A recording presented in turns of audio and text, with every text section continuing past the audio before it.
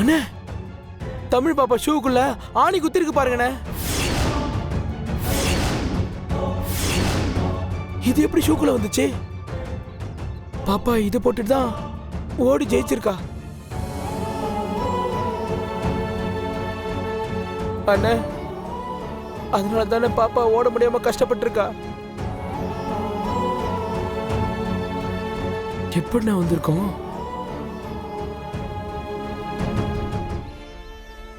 தமிழ் ரொம்ப வலிக்குதா? தமிழ், ஷூல ஆணி இருந்ததுனால தான் நீ ஷூவை கழட்டினியா? ஆணி இருக்குன்னு தெரிஞ்சதுக்கு அப்புறம் எதுக்கா நீ அதே ஷூவை போட்டுட்டு ஓடுன? அந்த ஷூவை தூக்கி வீசிருக்க வேண்டியதானே?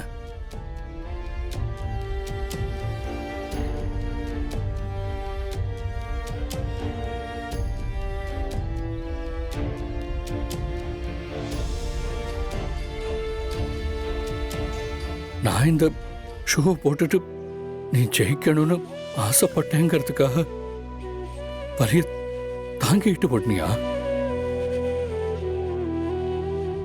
ஏன் தமிழ் இப்படி பண்ண?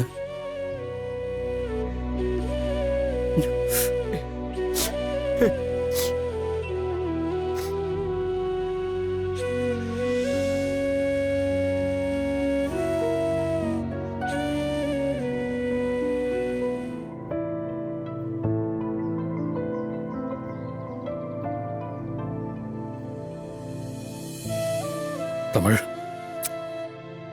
எனக்கு என்ன சொல்றதுன்னே தெரியல. நீ வின் பண்ணும்போது எனக்கு ரொம்ப சந்தோஷம்தான். ஆனா நீ இவ்வளோ பெரிய ரிஸ்க் எடுத்து வின் பண்ணது எனக்கு அதான் தெரிஞ்சா எனக்கு என் மேலே கோபம் வருது. பாரு, இப்ப சொல்ற நல்லா கேட்டுக்கோ. இனிமே எந்த சூழ்நிலையிலையும் நீ இந்த மாதிரி போட்டியில ஜெயிக்கிறதுக்காக இவ்வளோ பெரிய ரிஸ்க் எல்லாம் எடுக்கக்கூடாது.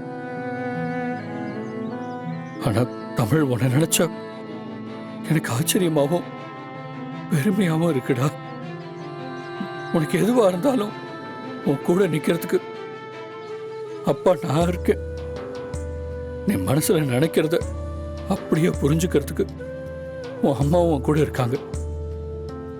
இனிமே உன் வாழ்க்கையில நீ மேல மேல ஜெயிச்சுக்கிட்டே தான் இருப்ப. உனக்கு தோல்வியே கிடையாது, சரியா? இங்க பாருங்க, எவ்வளவு பெரிய ஆணி.